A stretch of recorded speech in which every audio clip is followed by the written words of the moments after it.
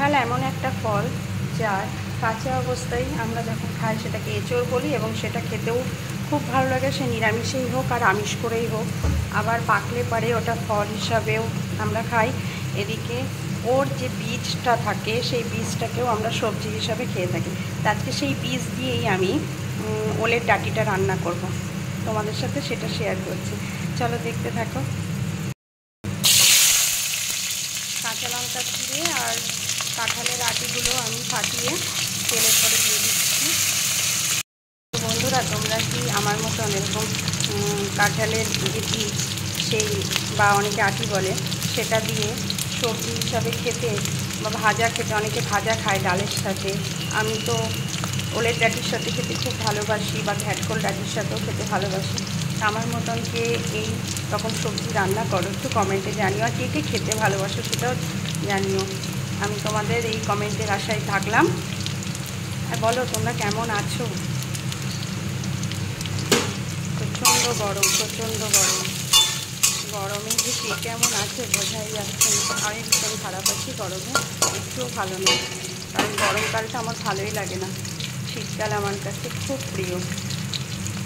এগুলো মোটামুটি ভাজা হয়ে এসেছে। এবার আমি এখানে পটলগুলো কেটে রেখেছি সেগুলো দিয়ে দেবো। এই দেখো, পটলগুলো আমি ঠিক এইভাবে কঞ্চা মশলা করে কেটে দিয়েছি, ভাজলে পরে খুব সুন্দর লাগে দেখতে। এখানে আমি এইভাবে কেটেছি। এবার লবণ দিয়ে দেবো, এতে হলুদ দিয়ে দেবো। আজকে আমি এটা নিরামিষ করে করছি, আজকে মঙ্গলবার তাই।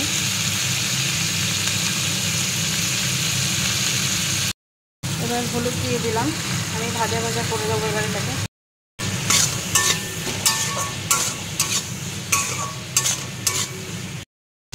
পটলগুলো প্রায় ভাজা ভাজা হয়ে এসছে। এবার ওলের ডাঁটিগুলো দিয়ে দেবো।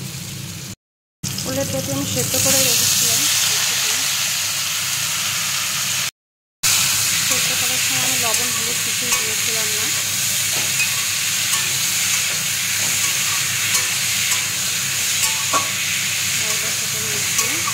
গ্যাসটা কমিয়ে একটু, যাতে কাঁঠালের যে বীজ বা আটি সেগুলো আর পটলটা একটু সেদ্ধ হয়ে যায়, সেগুলো গ্যাস কমিয়ে ঢাকা দিয়ে দেবো।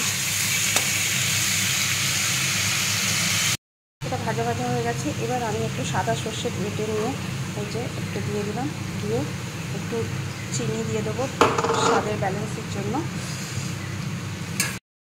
চিনি দিয়ে দিলাম, হলুদটা খুবই কম দিয়েছি আমি আজকে। ওলের ডাঁটিটা রান্না হয়ে গেছে, এবার আমি নামিয়ে নেব।